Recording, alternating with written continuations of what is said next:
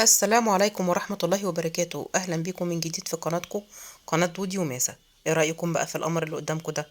عملت لكم صينية كفتة بالخضار، تقريبا زيرو سعرات حرارية.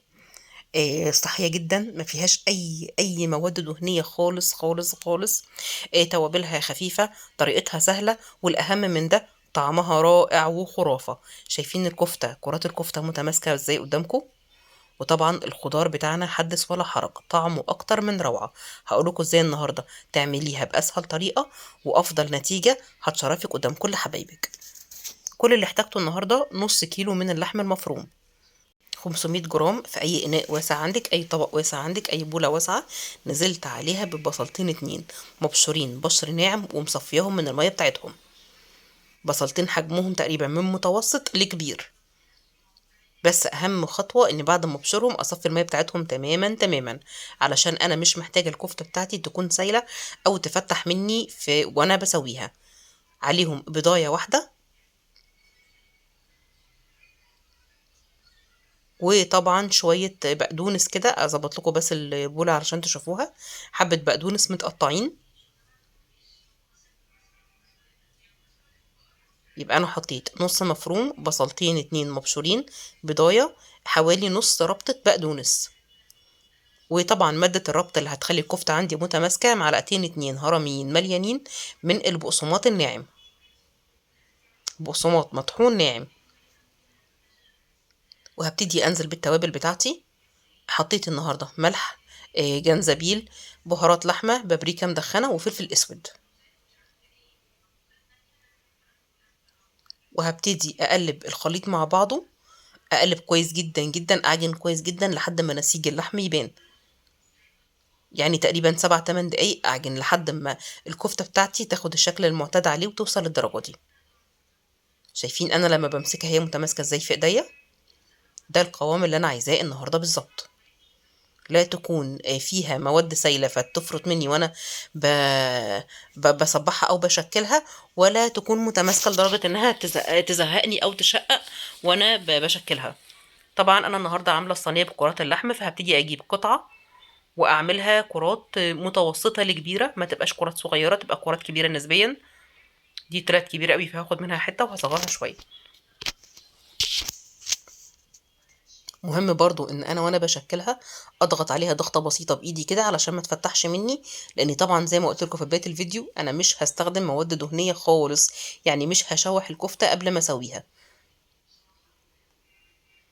اعمل واحدة تانية قدامكم بنفس الطريقة، واحاول قدر المستطاع طبعا ان انا اخلي كرات اللحم بتاعتي كلها قد بعضها.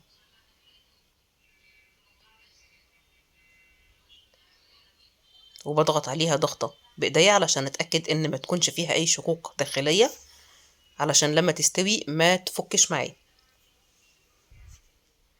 واكمل بنفس الطريقه باقي الكميه اللي عندي لحد ما اخلص كل كرات اللحم. النص كيلو عمل ما شاء الله. الطبق الكبير اللي قدامكم ده اكبر حجم في الاطباق اللي موجوده عندي، طبق كبير جدا ما شاء الله.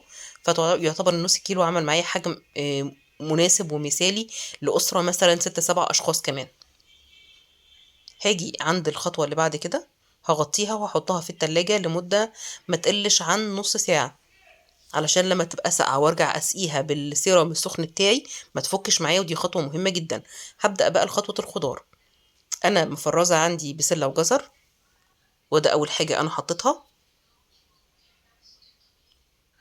وهرجع اضيف بعدها، اخدها في جنب كده الاول علشان تبقوا شايفين الخضار كله واحدة واحدة او خطوة بخطوة. وعندي هنا بطاطس متقطعة مكعبات متوسطة، وجزر متقطع بنفس عفوا مش جزر، كوسة متقطعة بنفس الشكل اللي انتوا شايفينه.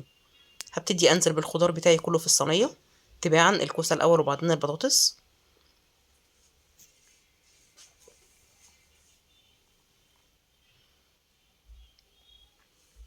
وهرجع انزل البطاطس في الصينيه. يبقى ارجع تاني اكد عليكم، انا الخضار بتاعي اللي انا استخدمته النهارده بسله، جزر، كوسه، بطاطس. ينفع جدا تبقى بالبسله والجزر والبطاطس بس، ينفع جدا تبقى بالكوسه والبطاطس والجزر فقط، ينفع كمان اضيف عليها فاصوليا خضراء. لو عندك كل الخضار اللي موجود عندك متاح ينفع معاكي. رشه زيت زيتون علشان اعلي القيمه الغذائيه بتاعه الصينيه بتاعتي النهارده. وهبتدي اقلب كل الخليط ده على بعضه. تقليبه محترمه علشان يمتزج معايا امتزاج كويس، مبقاش جزء فيه خضار معين وجزء لا.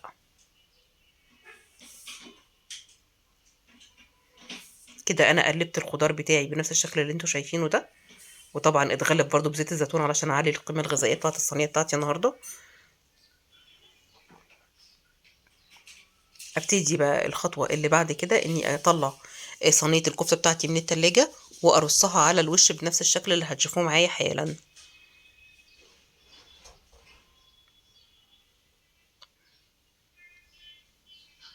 هتبتدي ترصي الكرات على الوش، كرات اللحمه على الوش بنفس الطريقه دي جنب بعض كده بدون اي مسافات. وما تقلقيش هي مش هتكش معاكي ولا هتنفش معاكي، لاني مش حاطه اي مواد تخليها تكش او تنفش، وماده الربط بتاعتي مظبوطه، والبدايه اللي احنا حطيناها هتحافظ على القوام وحجم كرات اللحم معايا النهارده. اجي بقى عند السيرب او الماده اللي انا هسقيها بيها علشان تستوي معايا.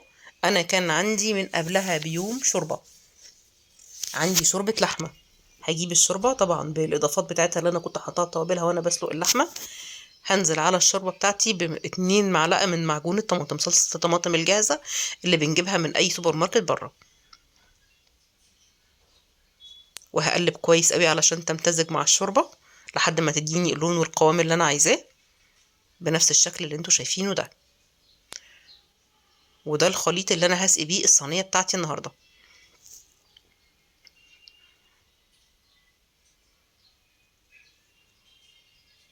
ارجع اجيب الصينيه تاني، اسمي الله كده وابتدي اسقي الصينيه بتاعتي لحد ما اوصل لبدايه الخضار بتاعي بنفس الشكل اللي انتوا شايفينه. شايفين القوام فين والخليط بتاعي السائل واصل لحد فين؟ بداية الخضار مش بداية اللحمة. وهتكوني مشغلة الفرن، يعني الصينية هتخش في فرن مسخن مسبقا على درجة حرارة أعلى من متوسطة شوية، حوالي 170 درجة. وهتدخليها هتاخد معاكي 35 دقيقة بالظبط في الفرن، وهتطلع معاكي بالشكل الرهيب ده. الخضار دايب ومستوي والكفتة ماسكة نفسها وتوابلها مظبوطة. ومتأكدة انك لو جربتي الخضار بالطريقة دي مش هتبطلي تعمليه. خفيف وصحي جدا جدا لأولادنا، وكل حبايبك هيحبوها. كده وصفتي النهارده خلصت، يا رب تكون عجبتكم ويا رب تكونوا استفدتوا بيها. ولو استفدتوا بيها بجد ما تنسوش تفعلوا الجرس وتشتركوا في القناة بتاعتي. ومن هنا لحد ما اشوفكم الفيديو الجاي بإذن واحد أحد، أسيبكم في رعاية ربنا وأمنه، والسلام عليكم ورحمة الله وبركاته.